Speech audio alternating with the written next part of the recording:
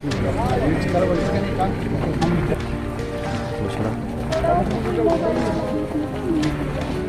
ऐसा कुछ नहीं, झूठ बोल रहा है, जो भी बोल रहा है झूठ बोल रहा है।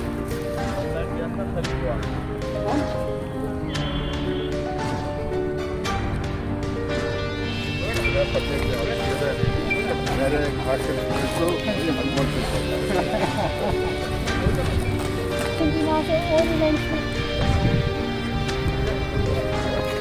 थोड़ी ना होता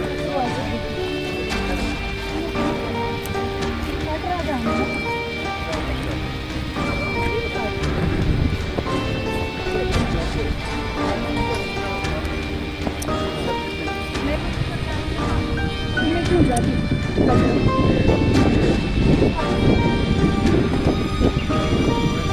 देखिए ये बात है ना, ये तो फिर ऑफिस वालों को करना पड़ेगा ना, क्योंकि हमें परमिशन में काम कैसे करेंगे।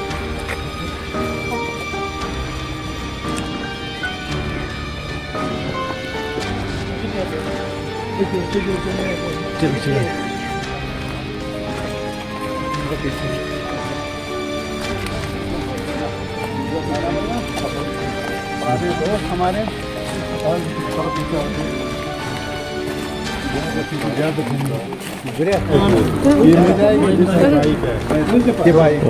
अलग अलग भाई हैं, अलग अलग भाई मुंबई कितने लोग रहते हैं? एक मकान में 5 फैमिली से 5 मेंबर से, एक में 8 है।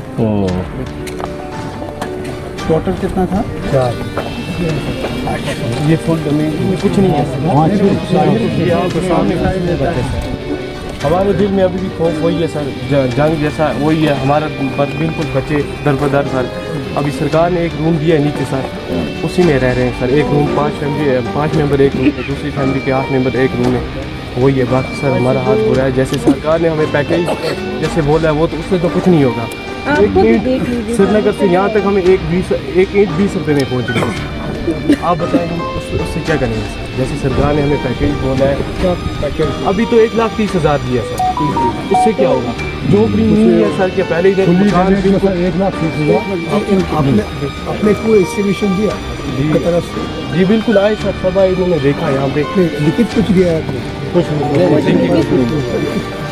एक काम कीजिए, गाड़ी के हिसाब से बात करके जितना आपका मांग होता है लिखित कुछ देखिए, तब तक कुछ बता से हम पाइए मंत्री जी को।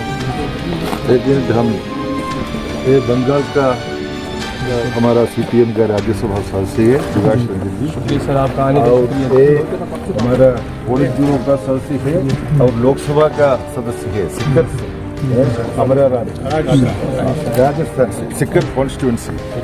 ये है सु वेंकटेश तमिलनाडु से, मदुरा कॉन्स्टिट्यूंसी का लोकसभा आवश्यकता सब लिख करके कौन को असेसमेंट के लिए आया? Revenue department. हाँ सर, लोकल चेक किया वगैरह जो कैसे उन्होंने एसेस किया वो जो नॉट हमारे जनरल सेक्रेटरी है पूरे मुल्क के, और बाकी जो सीनियर लीडर हैं पार्लियामेंट के, 5 है यहाँ, एक शाम को भी आने वाले हैं।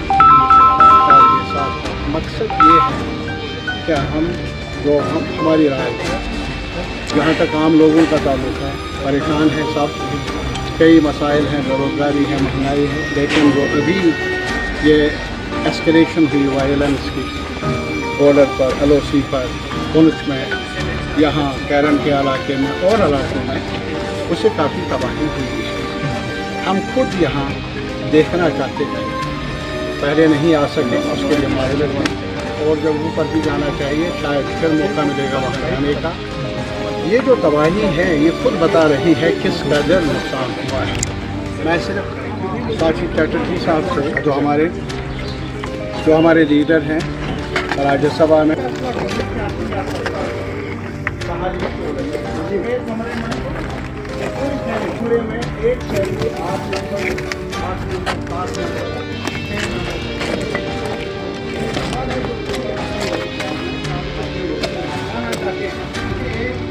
पता नहीं कब क्या होगा।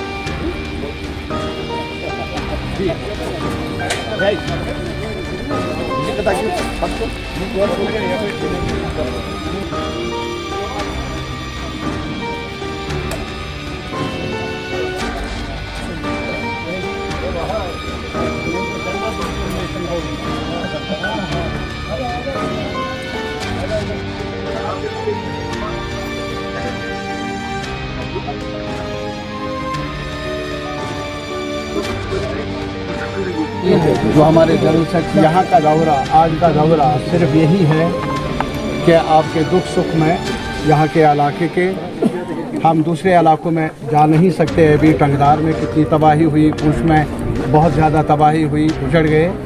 और हमारा ये मानना है जहाँ तक कभी भी एस्केलेशन हो, बॉर्डर में टेंशन हो, पूरी आबादी को तकलीफ़ है, लेकिन जहाँ तक बॉर्डर्स के नज़दीक रहने वाले लोग हैं, उधर की गोली इधर की गोली, उसका सामना करना पड़ता है। वो क्रॉस फायर में हमेशा रहते हैं। और आज हमने यहाँ देखा कि कितनी तबाही है। जो भी झोंपड़े बने थे वो गिर गए, गिरा दिए गए। और सरकार की जिम्मेदारी है कि वो कंपनसेट कर ले इन लॉसेस को, और रिहेबिलिटेशन के लिए बहुत जो मौजून कदम होगा, ठोस कदम होगा, वो उठाना चाहिए, नारे नहीं। हम आज टेलीविज़न पर, कुछ टेलीविज़न चैनल्स पर धूमधाम से तकरीरें देखते हैं, शोर देखते हैं। हमें बड़ी बड़ी लंबी तकरीरें नहीं, लंबी वादे नहीं, और जलासा ही नहीं। जिनके ये छत गिर गए, उनको आज एक कमरा मिला है, एक एक फैमिली को। भला 6 आदमी, 7 आदमी, 5 आदमी एक कमरे में कैसे रह सकते हैं? सरकार को देखना चाहिए था। और इन्होंने जो ये नुकसान झेला है, जो झेलते आए हैं, वो मुल्क की खातिर ही है। सरहद के नज़दीक रख कर सरहदों की हिफाजत की जिम्मेदारी ये भी ले रहे हैं अपने तौर पर, अगले मोर्चे में खड़े हैं। और आज जब मुल्क के पैमाने पर बड़ी बहस चल रही है, और ख़ास तौर पर जो बीजेपी सरकार इस बारे में अपने आप को बहुत ज़्यादा मर्तबा, बहुत ज़्यादा दर्जा दे रही है, एक सवाल है हमारा, क्या इन शहरियों का कि रिहेबिलिटेशन मुल्क की सिक्योरिटी के लिए ज़रूरी नहीं है, सलामती के लिए ज़रूरी नहीं है? यहाँ ऑफिसर्स आए हैं, हम उनका शुक्रिया अदा करते हैं, लेकिन ऑफिसर्स आए और गए, और कुछ बातें कही, कुछ वादे कहे, और फिर ये जो उजड़ गई फैमिलियाँ हैं, उनकी रिहेबिलिटेशन के लिए कुछ नहीं। कितने लोगों ने आपको बताया, दूसरी जगह पर भी हम थे, उन्होंने बताया, क्या मालूम आज शेलिंग हुई, बंद हुई, और कल क्या होगा। अनप्रेडिक्टेबल सिचुएशन है।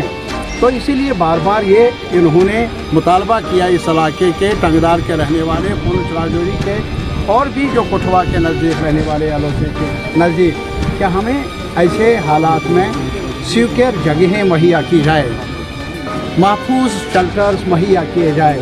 और महफूज शेल्टर्स का मतलब है कि हमें ये नहीं है कि अभी हमारे इस खिते में जहां हम खड़े हैं टोटल 69 बैंकर्स हैं, और वो भी 44 सरकार ने और बाकी प्राइवेट और 3 मिलिट्री ने बनाए हैं। क्या काफ़ी है इतनी आबादी के लिए? कहाँ जाए? और हमारे स्कूलों में पढ़ने वाले बच्चे हैं, वो तो सरकारी इमारतें हैं, उन बच्चों का तहफ़्फ़ुज़ करना सरकार की जिम्मेदारी होती है, टीचर्स का, अस्पतालों का। उसके लिए भी आज तक, ये आज नहीं है पहली बार ऐसी गोलाबारी हुई। इनसे आप पूछ लीजिए, जब भी कुछ हो जाता है गोलाबारी होती है इन इलाकों में। तो लाजमी तौर पर सरकारों को चाहिए था, आज की सरकार की ज़्यादा जिम्मेदारी, जो 2014 से लगाम हाथ में लिए बैठे हैं मुल्क के, उनके लिए ज़्यादा ज़रूरी है कि अगर आज तक जितना हुआ ठीक हुआ, लेकिन आज फ़ौरन कदम उठाना चाहिए। और हमारे पार्लियामेंट मेंबरान वो यहाँ आए हैं दर्द को बांटने के लिए। हम झूठे वादे करने वालों में नहीं हैं, तसल्ली देने वालों में नहीं है। हम सिर्फ ये इरादा करने के लिए आए हैं कि हम उड़ी के, टंगदार के और पुंछ के जो मुसीबत ज़दा लोग हैं उनके साथ सॉलिडेरिटी के लिए खड़े हैं, और ये दर्द बांटेंगे हम मुल्क की सतह पर, और ख़ास तौर पर राज्यसभा में, पार्लियामेंट में। सिर्फ यहाँ तफसीलात जमा हम कर लेंगे, और हम तफसीलात देंगे अपने रहनुमाओं को, ताकि इनकी वकालत पार्लियामेंट के अंदर ज़्यादा मुवस्सिर साबित हो। केरल से CPIM का सचिव है, मेरा हिंदी बहुत बुरा है, तो थोड़ा हिंदी में बोलेगा, बाकी अंग्रेजी में बोलेगा। वो कॉमरेड राज्यसभा का बहुत बड़ी एडवोकेट है हमारा, तारिका मिली है, वो दोनों ऐड करेगा। ऐसा है, you see the situation here is highly distressing. They have explained to us. You have also seen what a devastating destruction this drone attacks and shelling has created. But now the government has promised only 1,30,000. Even these days you cannot get a proper door or a window. So it's highly deplorable. We register our very strong disagreement with the attitude of the government. Now, though Mr. Omar Abdullah is the Chief Minister here, actually this is centrally governed, it's a union territory. Actually Modi and Amit Shah, they are controlling everything here. Comrade Tarigami reported to us that some important review meetings in JNK, Chief Minister is not being allowed to sit there. It is being conducted with Lieutenant Governor and others. So the democratic process also is being destroyed here. We don't want to go into all those things, what they did with abrogation of Article 370 and reducing the special status state into a not ordinary state but into a union territory. So it's an attack on democratic process that is also working in the minds of the people. Now what is most important is that huge destruction has taken place and no compensation is coming. An 8-member family, they have been put in a small room, single room is being given, they have explained now. So this attitude has to be totally changed. Our parliament members are there from all corners of India, from Bengal, from Kerala, Tamil Nadu, then from Rajasthan. They are all there. Party CPM leaders are there. We would be taking it up very seriously. We wanted a special session of parliament to discuss all these things. You see the plight of the people in the border areas. But Prime Minister is refusing to do that. Prime Minister did not even attend 2 all-party meetings. In one all-party meeting, our friend was present, but Prime Minister was not present. He was going and giving lectures. So just rhetoric of the Prime Minister will not compensate for what the people have suffered. So मैं बोला मेरा हिंदी बहुत बुरा है, लेकिन आप सबको मालूम ये डिस्ट्रक्शन के बाद जो जेन्युइन कॉम्पेंसेशन देना है वो नहीं आता है। सिर्फ 1,30,000 रुपया कॉम्पेंसेशन के रूप में आता है, वो बहुत ही कमी है। सो लीडर्स लिख करके पूछता है, हम पार्लियामेंट में, लोकसभा में और राज्यसभा में ये उठाएगा। टेम्पररी अरेंजमेंट, तात्कालिक अरेंजमेंट वो किया, एक छोटा सी कमरे में 8 आदमियों का रिहैबिलिटेशन के रूप में, ये भी बहुत ही बुरा काम है। यहाँ स्टेट का पूरा अधिकार नहीं है। Jammu and Kashmir union territory का रूप में रहता है, स्पेशल स्टेटस स्टेट था, अभी यूनियन टेरिटरी का रूप में है।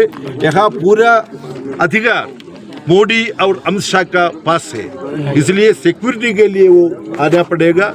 यहाँ रोड बहुत बुरा है, यहाँ बंकर निर्माण करना है, ये लाइन ऑफ कंट्रोल में है, सब अटैक यहाँ होगा, इसलिए वो अपना आवश्यकता एक बंगर यहाँ कंस्ट्रक्ट करने का आवश्यकता भी रहा।